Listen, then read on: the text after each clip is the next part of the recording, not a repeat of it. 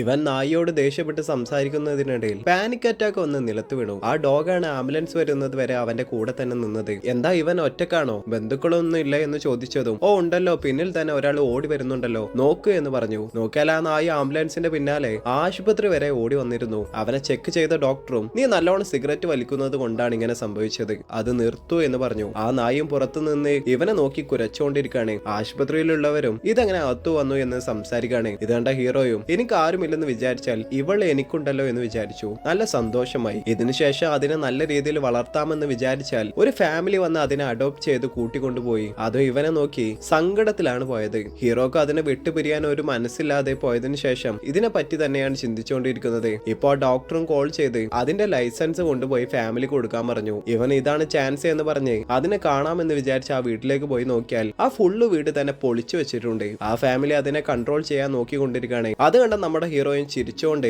അതിനെ വീട്ടിലേക്ക് കൂട്ടിക്കൊണ്ട് വന്നു. ആദ്യം തന്നെ അതിന് ഒരു പേര് വെക്കാമെന്ന് തീരുമാനിച്ചു. ഇവൻക്ക് ചാർലി ചാപ്ലിനെ ഭയങ്കര ഇഷ്ടമായത് കൊണ്ട് തന്നെ അതിന് ചാർലി എന്ന് വിളിക്കാൻ തുടങ്ങി. അടുത്ത വീട്ടിലെ കുട്ടിയും ഡെയിലി വന്ന് അതിന്റെ കൂടെ കളിക്കും. ഇവന് ജോലി ചെയ്യുന്ന സ്ഥലത്തും ആദ്യമൊക്കെ എല്ലാവരോടും ദേഷ്യപ്പെട്ടായിരുന്നു പെരുമാറിക്കൊണ്ടിരുന്നത്. എന്നാൽ ഇപ്പൊ ആരോടും ദേഷ്യപ്പെടാതെ ചിരിച്ചോണ്ടാണ് സംസാരിച്ചുകൊണ്ടിരിക്കുന്നത്. ആ കുട്ടിയെയും ചാർലിയെയും കൂട്ടിയിട്ട് ബൈക്കിൽ കറങ്ങാനൊക്കെ പോകാൻ തുടങ്ങി. ഒരു ദിവസം എന്തോ ജോലി ചെയ്തുകൊണ്ടിരിക്കുമ്പോൾ ഇവൻ സിഗരറ്റ് വലിച്ചുകൊണ്ടിരിക്കുകയാണ്. ഇത് കണ്ട നായു ആ സിഗരറ്റ് വലിക്കല എന്ന പോലെ അവന്റെ കൈ തടഞ്ഞു. അന്ന് മുതൽ നമ്മുടെ ഹീറോയിൻ സിഗരറ്റ് വലിക്കുന്നത് തന്നെ നിർത്തി. ആ കുട്ടിയും ചാർലിയുടെ അടുത്ത് താങ്ക്സ് എങ്ങനെ പറയണമെന്ന് പഠിപ്പിച്ചു കൊടുത്തിരുന്നു. നമ്മുടെ ഹീറോ വന്നതും ചെയ്ത് കാണിക്കാൻ പറഞ്ഞു. എന്നാൽ അത് അനങ്ങുന്നത് പോലുമില്ല. ഇത് കണ്ട കുട്ടിയും കരയാൻ തുടങ്ങി. അടുത്ത ദിവസം നമ്മുടെ ഹീറോ ജോലിക്ക് പോകുമ്പോൾ ഡോറിന്റെ മുമ്പിൽ തന്നെ കിടന്ന് അവനെ പോകാൻ തന്നെ സമ്മതിക്കുന്നില്ല. ഇത് കണ്ട ഹീറോയും ജോലി കഴിഞ്ഞ് വന്നാൽ നിന്നെ പുറത്തേക്ക് കൊണ്ടുപോകാമെന്ന് പറഞ്ഞിട്ട് ചാർലി ഒരു സൈഡിലേക്ക് മാറ്റി കിടത്തി ജോലിക്ക് പോയി. ജോലി കഴിഞ്ഞ് വന്ന് നോക്കിയാൽ ചാർലി കിടന്ന അതേ സ്ഥലത്ത് തന്നെ കിടക്കുന്നുണ്ട്. അസുഖം വന്ന് ഛർദ്ദിച്ച് ബോധം കെട്ടാണ് കിടക്കുന്നത്.